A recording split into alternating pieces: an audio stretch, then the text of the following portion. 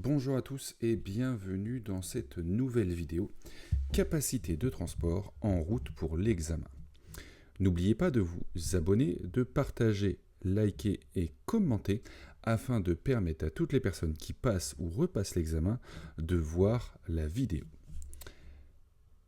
Réussir la capacité professionnelle en transport routier de marchandises du premier coup. Est-ce réellement possible ou est-ce réservé à un certain profil ? En réalité, la réussite à cet examen ne repose ni sur la chance, ni uniquement sur le niveau initial. Elle repose avant tout sur une chose, la méthode de préparation.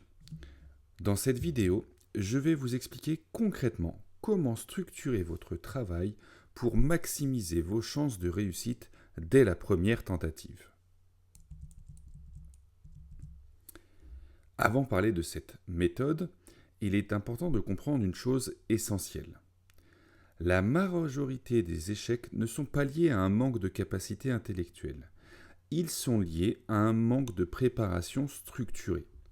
Beaucoup de candidats abordent cet examen comme une simple formalité, ou au contraire quelque chose d'insurmontable.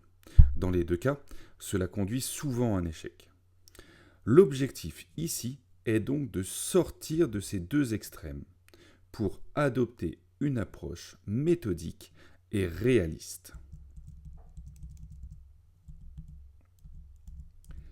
Il existe 3 erreurs principales que l'on retrouve chez la majeure partie des candidats en difficulté. La première, comme je l'expliquais dans une précédente vidéo, c'est de sous-estimer le niveau de l'examen. L'attestation de capacité professionnelle en transport lourd de marchandises ne se valide pas avec quelques révisions rapides. Elle nécessite une compréhension globale de fonctionnement d'une entreprise de transport.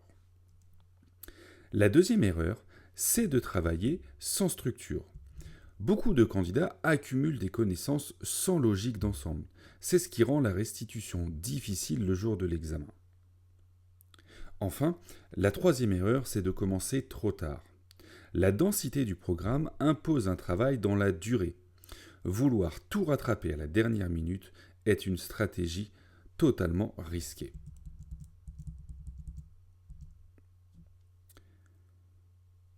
Pour la méthode que j'utilise, elle se divise en 3 piliers. Donc pour réussir, il faudra absolument s'appuyer sur ces 3 piliers fondamentaux. Le premier pilier, c'est la compréhension. Il ne s'agit pas d'apprendre par cœur, mais de comprendre les mécanismes, la logique des coûts, les règles sociales et les contraintes réglementaires. Et pour appuyer cette compréhension, il est donc nécessaire de vous faire accompagner. Ne restez pas dans votre coin si vous n'avez pas compris certaines données de vos formations ou de vos manuels. N'hésitez pas à demander des aides sur des forums ou sur des groupes. Le deuxième pilier, c'est l'entraînement. L'examen ne teste pas uniquement des connaissances, il teste votre capacité à les mobiliser dans des situations concrètes. Cela passe par des exercices réguliers, notamment des cas pratiques, en complément des fameux QCM. Enfin, le troisième pilier, c'est la révision. Il faut consolider vos acquis dans le temps afin d'être capable de restituer efficacement l'ensemble des acquis le jour de l'examen.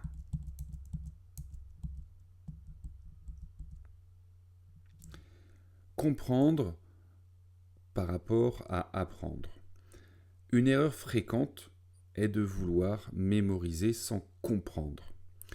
Or, dans cet examen, les questions sont souvent formulées de manière à vérifier votre capacité d'analyse. Si vous avez simplement appris des éléments sans les comprendre, vous risquez d'être déstabilisé.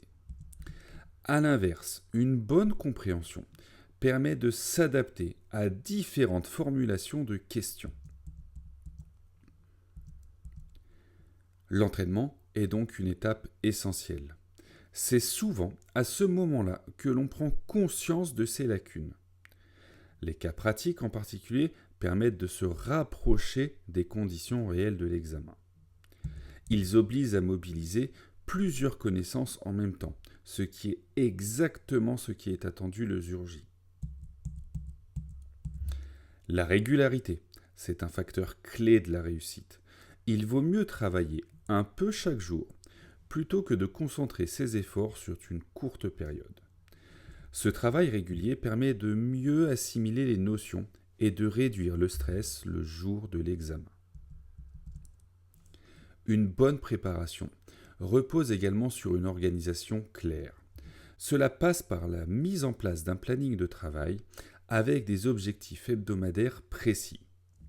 Cette organisation permet de garder une progression constante et d'éviter les périodes de stagnation.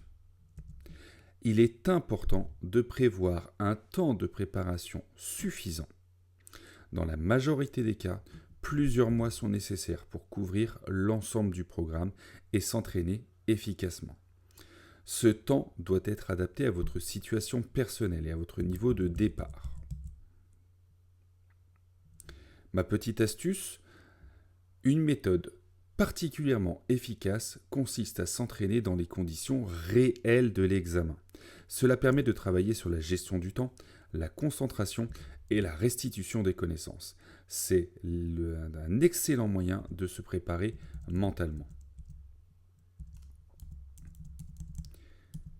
Contrairement aux idées reçues, il n'existe pas de profil unique pour réussir.